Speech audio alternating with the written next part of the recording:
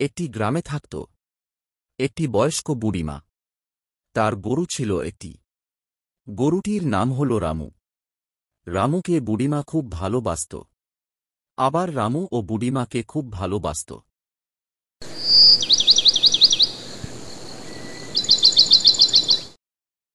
খা রামু খা, ভালো করে খা রামু, পেট ভরে খেয়ে নে। এই ঘাসগুলো খুব ভালো, বেশ সুন্দর লোকলকে। ভালো করে খেয়ে পেট ভরিয়ে নিয়ে তবে আজ তোকে বাড়ি নিয়ে যাব। ঘাস খেয়ে নিয়েছিস পেট ভরে, এবার চো দেখি ওই নদীর পাড়ে। ভালো করে পেট ভরে জল ও খেয়ে নিবি।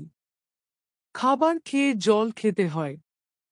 ভালো করে জল খেয়ে নে রামু।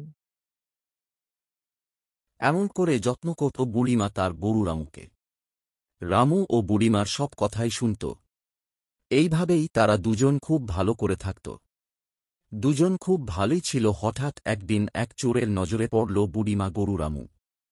একদিন বুড়িমা রামুকে রেখে ক্লান্ত হয়ে যেই ঘুমিয়েছে অমনি এক চোর বুড়িমার গরু রামুকে চুরি করে নিয়ে চলে যায়। সে খুব চতুরতার সাথে রামুকে নিয়ে চলে যায়।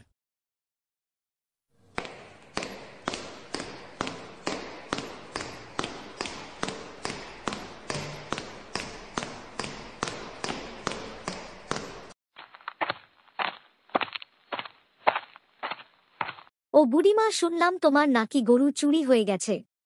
কাল রাতে নাকি চোর তোমার ঘর থেকে গরু খুলে নিয়ে চলে গেছে। এই কথা কি সত্যি কথা?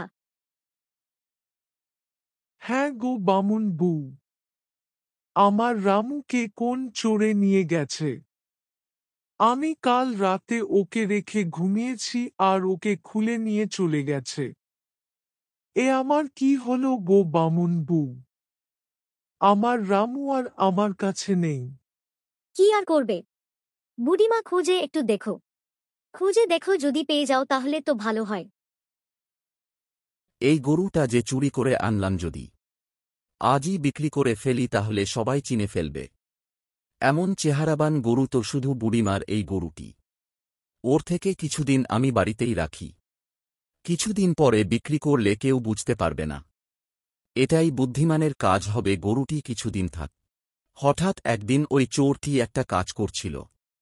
সেই ফাঁক বুঝে রামু চিন্তা করল, এই ফাঁকেই তাকে পালিয়ে যেতে হবে, নইলে সে কোনোদিনই বুড়িমার কাছে যেতে পারবে না। সেই বুঝে সে দৌড়াতে দৌড়াতে সেই চোরের কাছে থেকে ছুটে পালিয়ে গেল।